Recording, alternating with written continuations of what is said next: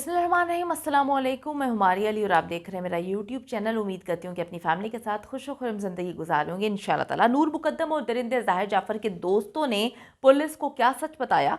नूर मुकद्दम कत्ल के चश्मदीद गवाह केस के गवाह बनने से इनकारी क्यों? आखिर क्या वजूहात हैं?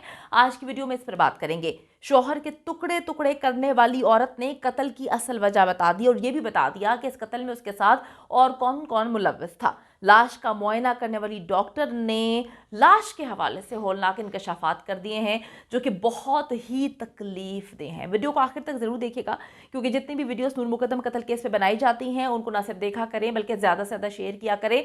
जो कातिल हैं, जो दरिंदे हैं, इस वक्त इसी कोशिश में लगे हुए हैं कि किसी ना किसी तरह इस केस को हर प्लेटफॉर्म से दबा दिया जाए, लोगों को डराया जाए, धमकाया जाए और उस केस को ख़त्म कर दिया जाए। अगर आपको लगता है कि आपको मेरा यूट्यूब चैनल सब्सक्राइब करना चाहिए तो वो भी करें ताकि जितनी वीडियोस आप लोगों के लिए बनाई जाती हैं वो आपको बर वक्त मिलती रहे। जी, नूर मुकद्दम कत्ल केस के हवाले से सबसे पहले बात करते हैं। कई बार नूर और दरिंदे ज़ाहिर जाफ़र के दोस्तों का जो है जिक्र आया है। इसके साथ साथ जाफ़र हाउस के बाहर मौजूद जितने भी लोग थे उनको भी ज़ेर तफ्तीश लाने के सवालात मुतादिद बार उठाए गए हैं। अदालत में कातिलों के वकील भी शौकत मुकद्दम और तफ्तीशी ऑफिसर से जाफ़र हाउस के बाहर जो नूर मुकद्दम और दरिंदे ज़ाहिर जाफ़र के दोस्त थे उनके मुतालिक सवालात जो है करते आए हैं।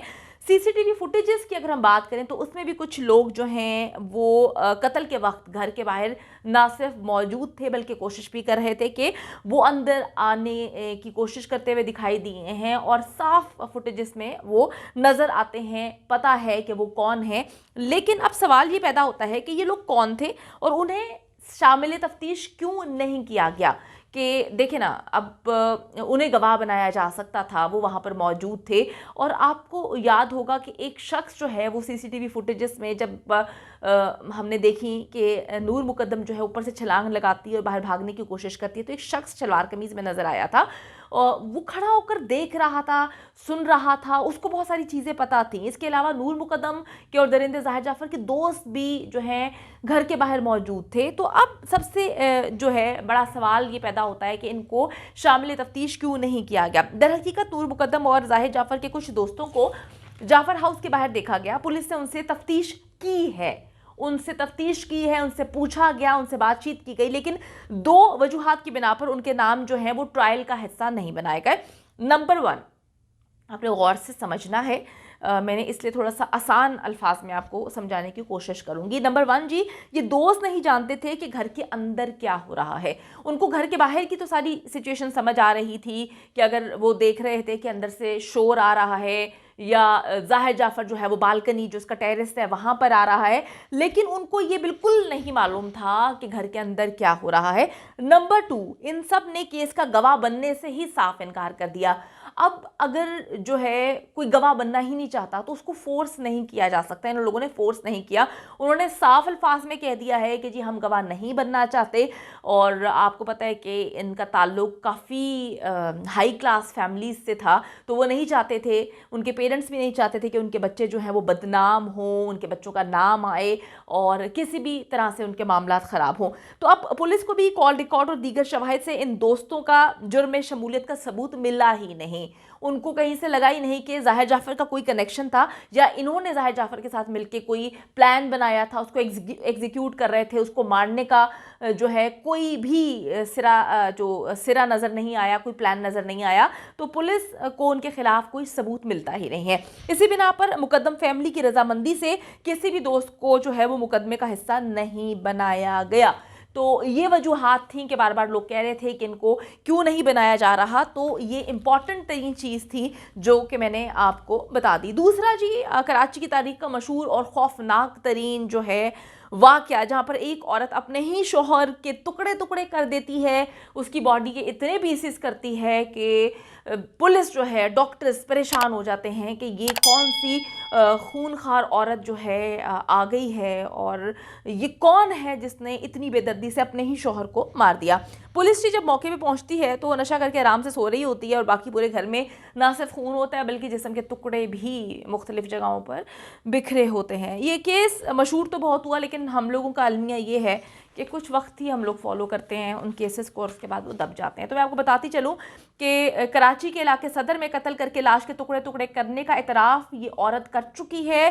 कराची की अदालत में जो है वो इस केस की समाअत हुई, जिसमें तफ्तीशी ऑफिसर ने हतमी चालान जमा कराने के जो है लिए मज़ीद वक्त मांग लिया है। कहा है कि जी अगली समाअत पर वो मुकम्मल तौर पर चालान जो है वो जमा करा देगा। तो अब थोड़ी मोहलत मांगी गई है। और मैं आपको बताती चलूँ कि इस औरत ने इंकशाफ किया है, बहुत सारे इंकशाफ किए। थोड़ा आगे चल के आपको बताती हूँ कि उसने कौन से हौलनाक इंकशाफात किए हैं, जिसे देखकर, जिसे सुनकर इंसान जो है, जो लोग वहाँ पर मौजूद थे, उनके रोंगटे खड़े हो गए हैं।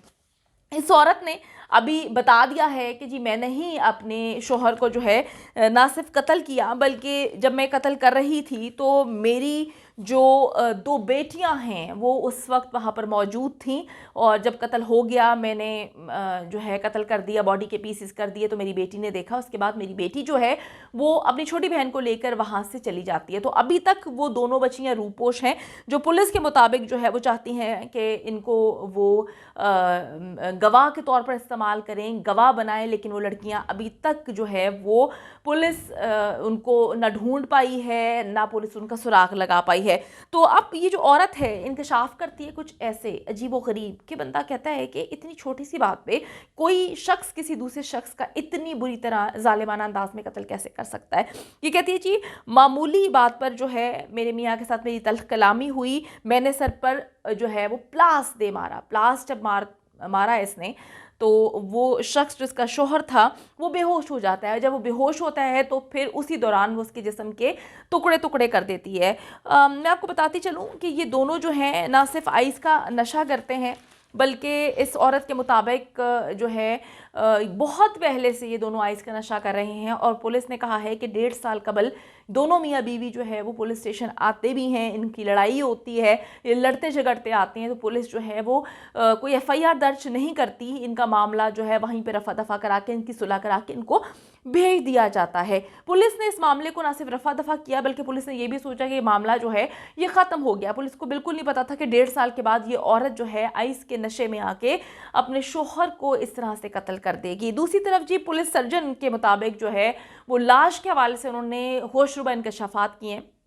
उनके मुताबिक जब लाश लाई गई, लाश बहुत ही बुरी हालत में थी और दिमाग नजर आ रहा था। खोपड़ी पर 3 फ्रैक्चर से सर तन से जुदा था, दोनों हाथ भी काट दिए गए थे और बॉडी के मुख्तलिफ अज्जा जो है वो कटे हुए उनके पास लाए जाते हैं। डॉक्टर समिया जो है उनके मुताबिक जब खातून को लाया गया तो वो उस वक्त नशे में थी। तो ये कहना अभी कबल अज़ वक्त है कि उसने कत्ल करने के बाद नशा किया या उससे पहले नशा किया था, लेकिन अभी तो बात यह है कि वो बता चुकी है कि हम दोनों मियाँ बीवी नशा करते हैं, लेकिन कहीं से बात प्रूफ नहीं हुई कि जब उसने कत्ल किया तो उससे पहले वो नशा कर चुकी थी। तो इसकी इन्वेस्टिगेशन चल रही है। वो औरत अपना जुर्म भी कबूल कर चुकी है। देखना यह है कि अब पुलिस इस केस को किस तरह से हैंडल करती है। दोनों केसेस अपनी नौयत के पाकिस्तान में अपनी नौयत के बहुत ही खौफनाक और दिल को तकलीफ दिलाने वाले, दहला देने वाले केसेस हैं, जहां पर एक दरिंदा जो है वो बड़े बेईमाना अंदाज में न सिर्फ नूर मुकद्दम के साथ जो है जुल्मों जबर की दास्तान रकम करता है, बल्कि उसका सर तन से जुदा कर देता है और उससे पहले उसके साथ जिनसी ज्यादती भी करता है। दूसरी तरफ ये जो औरत है इसका ताल्लुक किसी भी बड़ी फैमिली या पैसे वाली फैमिली से नहीं है। ये औरत अपने शोहर के साथ इतना खौफनाक अंदाज में उसका कत्ल करती है। तो इन दोनों को जो है ना सिर्फ कड़ी से कड़ी सज़ा मिलनी चाहिए, बल्कि इनको सज़ा देकर इस पूरी सोसाइटी में एक ऐसी चीज़, एक एग्जाम्पल जो है वो बनानी चाहिए कि ऐसे दरिंदों का हमारे माशरे में कोई भी इनको रहने का हक नहीं। अगर ये दरिंदे बाहर आएंगे तो ना सिर्फ इनसे आम लोगों को खतरा है, बल्कि किसी और का भी इसी तरह बेईमाना अंदाज में कत्ल कर देंगे। उम्मीद करती हूँ कि वीडियो पसंद आई है। कमेंट सेक्शन में जाके जल्दी से अपनी राय का इजहार करें, वीडियो को ज़्यादा से ज़्यादा शेयर करें, मेरे चैनल को सब्सक्राइब करें। और पाकिस्तान एक खूबसूरत मुल्क है, उस खूबसूरत मुल्क के हवाले से मैंने एक चैनल बनाया है, उसको पिन कर दिया है, लिव लाइक मारिया। जल्दी से जाके उसको भी सब्सक्राइब कर लें।